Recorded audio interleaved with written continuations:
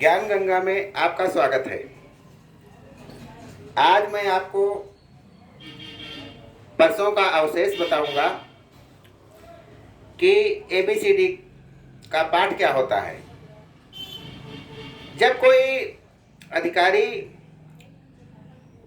अपने कर्तव्य पथ पर आगे बढ़ता है तो उसे उसके काम से संबंधित नीचे वाले शिकायतकर्ता या अन्य व्यक्ति परेशान किया करते हैं, तो उस परेशानी से बचने के लिए एबीसीडी की ट्रिक जो है अपनाई जाती है और उससे आराम बहुत मिलती है और सभी लोग ठीक से काम कर सकते हैं। ए फॉर होता है एवॉइड। जब कोई आपके पास शिकायत लेके आता है तो हमें सबसे पहले उसको एवॉइड करना चाहिए। हाँ हाँ देख लेंगे, जाओ हो जाएगा, ऐसा कह करके टाल देना चाहिए। ये ए हो गया। बी का मतलब होता है कि बाईपास। जब फिर भी कोई नहीं मानता है और आगे जाके कोई रिपोर्ट लगवा लाता है या फिर लेके आता है, हाँ हाँ वो बताया था वो काम कर दीजिए, तो हमें बी बाईपास यानी कह देंगे कि हाँ ये तो ठीक तो है लेकिन इसमें अभी थानेदार की रिपोर्ट भी लगनी है और सीओ साहब की भी अग्रसारित होना है, तो आप वो करवा लाइए, फिर हम देखते हैं इसको। बी बाईपास, थोड़ी देर के लिए फिर मामला टल गया। फिर भी अगर कोई दोबारा रिपोर्ट लगवा के ले आता है तो सी कन्फ्यूज़न पैदा करेंगे उसमें। कन्फ्यूजन, हाँ ये रिपोर्ट तो ठीक है लेकिन जो है ये ऐसा नहीं, और इसमें तो मुकदमा भी चल रहा है वहाँ पर, और तो वो मुकदमा जब खारिज हो जाएगा तभी हो पाएगा, इसमें वैसे तो दिक्कत होगी। कन्फ्यूजन हो गया।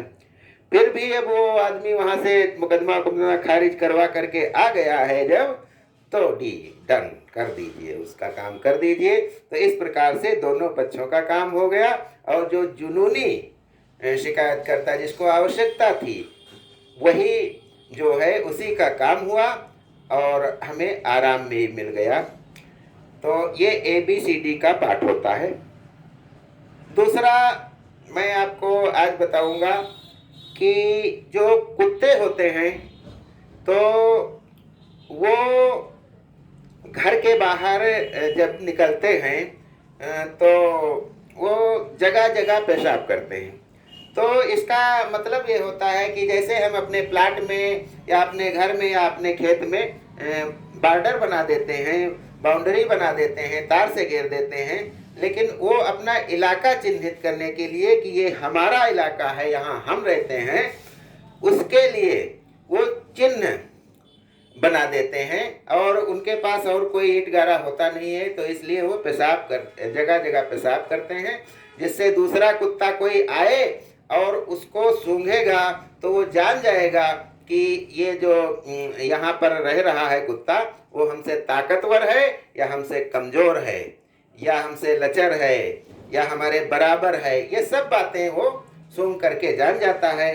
तो और कुत्तों में एक और ख़ास बात होती है कि अगर कोई कुत्ता 4-6 किलोमीटर जाना चाहे तो नहीं जा सकता, क्योंकि हर बॉर्डर पर चेकिंग होती है और कुत्तों के ही द्वारा होती है और कुत्ते उसको रोक लेते हैं और आगे नहीं जाने देते हैं। अब कुत्ते जो जाने वाला कुत्ता है वो अगर बहुत ज़रूरी हुआ तो वो ज़मीन पे लेट करके पेट दिखा देता है कि हम इसी के लिए जा रहे हैं, भूख से पीड़ित हैं इसलिए जा रहे हैं, तो हमको जाने दो। तो कई दया आ जाती है तो उनको जाने दिया जाता है, नहीं तो नहीं दिया जाता है। और इसके अलावा कुत्ते जो है, जो गाड़ियां होती हैं उनके टायरों पर भी पेशाब करते हैं।